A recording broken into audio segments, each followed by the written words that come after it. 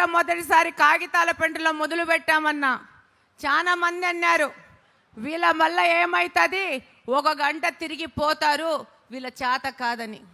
అట్టంటోళ్ళు ముక్కు మీద ఏలేసేటట్టు 10:30 వరకు కాగితాల పెంటలో క్యాంపెయినింగ్ చేసి వాళ్ళకే ఆశ్చర్యం, కడప నియోజకవర్గాన్ని ఆశ్చర్యం వచ్చినట్టు మన పిల్లలు మనతో పాటు నడిచినారు. వాళ్ళ స్ఫూర్తితోనే ఇది సాధ్యమైందని తెలియజేస్తున్నాను. మన యువ నాయకులు, యువత ఎక్కడే కానీ వెనుకడుగేయలేదు. అడుగడుగున అదే ఉత్సాహంతో, ఉద్వేగంతో ఒక పిక్నిక్ లాగా ఏ విధమైన అలుపు లేకుండా చక్కగా రోడ్ల మీద దొరికే రొట్టెలు తిన్నాము, ఇళ్ళల్లోకి పోతే జామకాయలు దొరికితే జామకాయలు కోసుకొని తిన్నాము. మనందరము ఒక పిక్నిక్ లాగా క్యాంపెయినింగ్ చేస్తాం. మీ అందరికీ గుర్తుందా? సుభాష్ చెప్పినాడు, అక్క రాత్రి 2 గంటలకి నా ఇంట్లో మీటర్ కట్ చేసినారక్క, నాకు కరెంటు లేకపోయినా పర్లేదు, నన్ను పార్టీ మారమని బలవంతం చేస్తున్నారు, మారే ప్రశ్నే లేదక్క అన్నాడు. సుభాష్ ఉన్నాడు ఇక్కడ.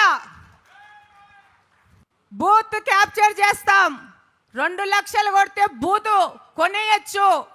ఏం చేసాం మనము?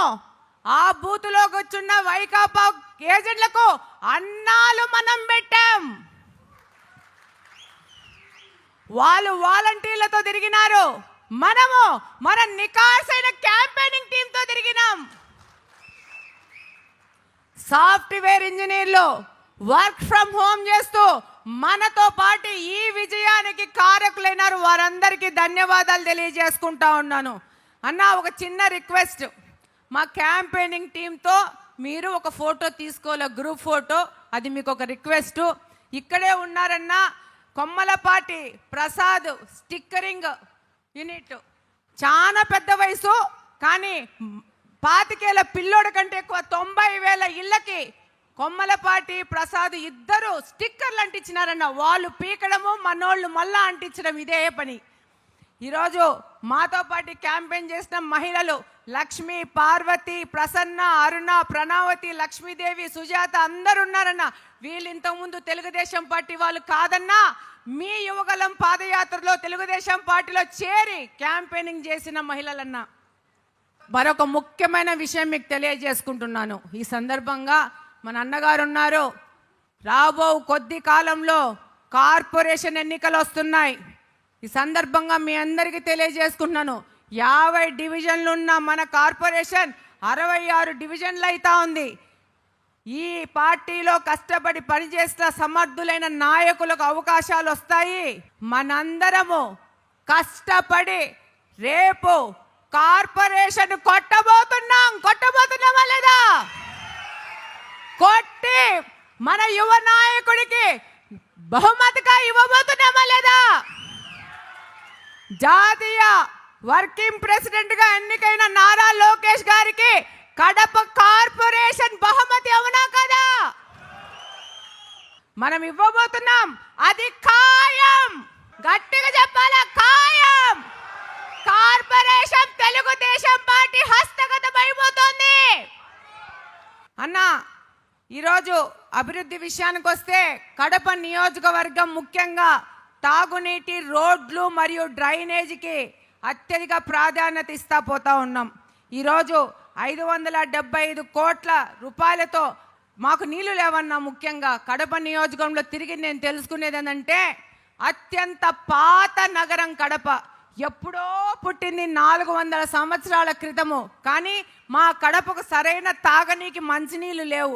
బ్రహ్మసాగర్ నుంచి కడపకు గ్రావిటీ పైప్ లైన్ నిర్మాణం మీద మన ముఖ్యమంత్రి గారు మాకు అవకాశం ఇవ్వడం జరిగింది. దాని టెండర్ అవడం జరిగింది. ఇప్పుడు గ్రౌండ్ అవడం మాత్రమే మిగిలింది.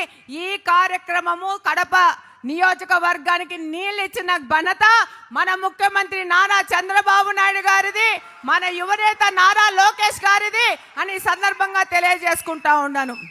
ఈ జిల్లా, ఈ ప్రాంతం నుంచి ముఖ్యమంత్రులు ఇద్దరు, ఊరి నుంచి డిప్యూటీ సీఎంలు ఏం చేశారంటే, కడపని ఆస్పిరేషనల్ డిస్ట్రిక్ట్ని ఆస్పిరేషనల్ కడప చేశారు.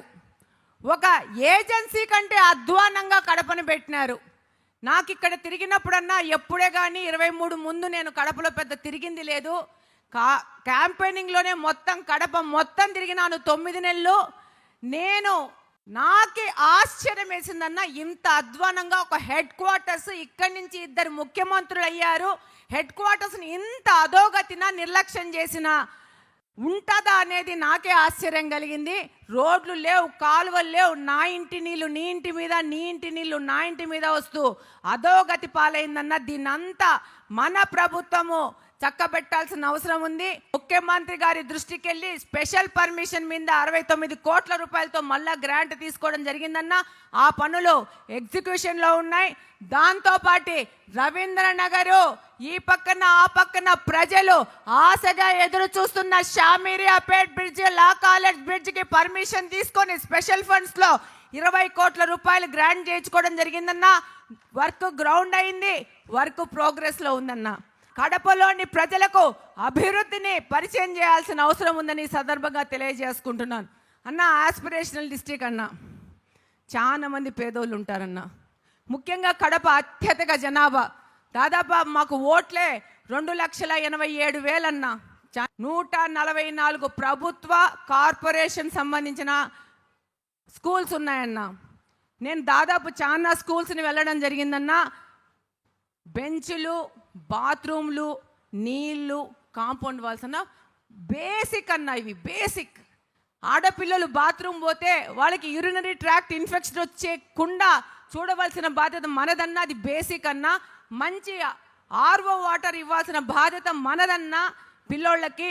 అలాగనే పిల్లోళ్ళు, ఆకతాయి పిల్లోళ్ళు ఎగిరి గోడలు దుంకి స్కూళ్ళల్లోంచి పోకుండా వాళ్ళని కట్టడి చేసి డిసిప్లిన్గా వాళ్ళని స్కూల్లో పెట్టి చదివించుకోవాల్సిన అవసరం ఉందన్నా. ఇవన్నీ నేను మీ దృష్టికి తీసుకొని వస్తుందన్నా. కలెక్టరేట్ ముందే జూనియర్ కాలేజ్ ఉందన్నా, కాంపౌండ్ వాళ్ళు లేదన్నా, పిల్లోళ్ళు వెళ్ళిపోతున్నారన్నా. దానికి తక్షణమే కాంపౌండ్ వాళ్ళకి శాంక్షన్ చేయాలని కోరుకుంటున్నానన్నా. ఇంకొక ముఖ్య విషయము, ఇది నా కోరిక, ఇది నా డ్రీమ్. మా కడపలో 4 చెరువులు ఉన్నాయన్న. 4 చెరువులు మా కడపలోని మురికి నీటిని తీసుకుపోయి పెట్టుకుంటున్నాయన్న.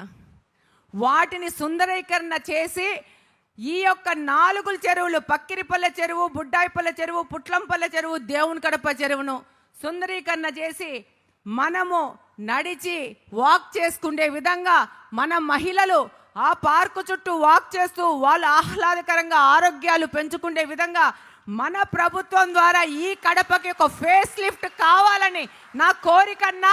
ఇది నా ఆధ్వర్యంలో జరగాలని చెప్పేసి మిమ్మల్ని కోరుకుంటున్నా. మీరు తప్పకుండా దీనికి శాంక్షన్ చేస్తారని పూర్తిగా నమ్ముతున్నానన్నా. థ్యాంక్ యూ అన్న, ఈ అవకాశం ఇచ్చినందుకు. ఈ యొక్క కడపలో మనం తల ఎత్తుకొని నిలబడుకొని తిరుగుతున్నామంటే అది మీ అందరి యొక్క కృషి అని మరొకసారి తెలియజేసుకుంటూ జై తెలుగుదేశం.